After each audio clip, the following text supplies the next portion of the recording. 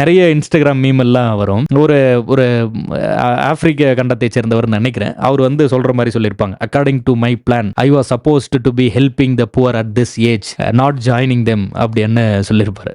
அதெல்லாம் ஒரு மீமா அது பண்ணியிருப்பாங்க. அதாவது according to my plan I was supposed to be helping the poor at this age not joining them அப்படின்னு. அப்புறம் இன்னொரு ரொம்ப ஃபேமஸான ஒரு மீம் இருக்கும். அதாவது நம்ம பெரியாளாகி படிச்சு எல்லாருக்கும் உதவணும்னு நினைச்சேன், கஷ்டப்படுறவங்களுக்குலாம் உதவணும்னு நினைச்சேன், பெரியாள் ஆனதுக்கு அப்புறம் அதாவது வயசானதுக்கு அப்புறம் தான் அந்த வளர்ந்து வந்த போது தான் தெரியுது நம்ம தான் அந்த கஷ்டப்படுறவங்க, நமக்கு தான் யாராவது உதவணும் அப்படின்னு. பழமில்லா போல்தத்து வல்லன்மை குற்றம். சரி, அடுத்த கிளைஞரில் போல்தலில் சினங்குற்றம். கூட்டமா போய் சண்டை போட்டுவாங்க, தனியா போய் சண்டை போட்டுக்காதீங்க, உதவுறதுக்கு ஆள் இல்லைன்னா சண்டைக்கு போகாதீங்க. குற்றம் தமரல்லார் கையகத்து ஊன். சரி, அடுத்தது நிலத்துக்கு அணி என்ப நெல்லும் கரும்பும். இது ஒரு கேள்வியா கேட்டிருந்தாங்க.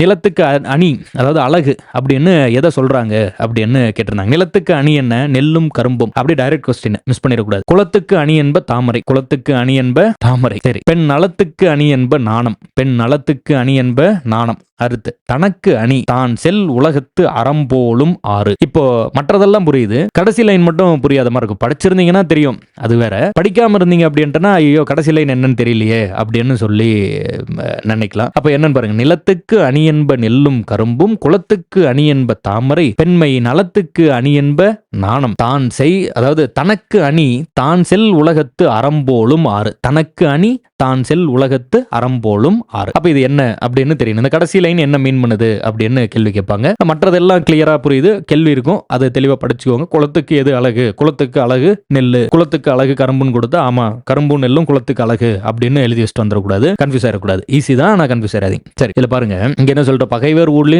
அதாவது பகைவர் வீட்டில் சென்று உணவு உண்வது குற்றம். அது போல இதுல போன இதுல சொல்லியிருந்தேன். இங்க என்ன சொல்றோம், தான் செல் உலகத்து அறம்போலும் ஆறு. ஒரு மனிதனுக்கு உண்மையான அழகை தருவது அவன் வாழும் காலத்தில் செய்யும் அற செயல்கள்.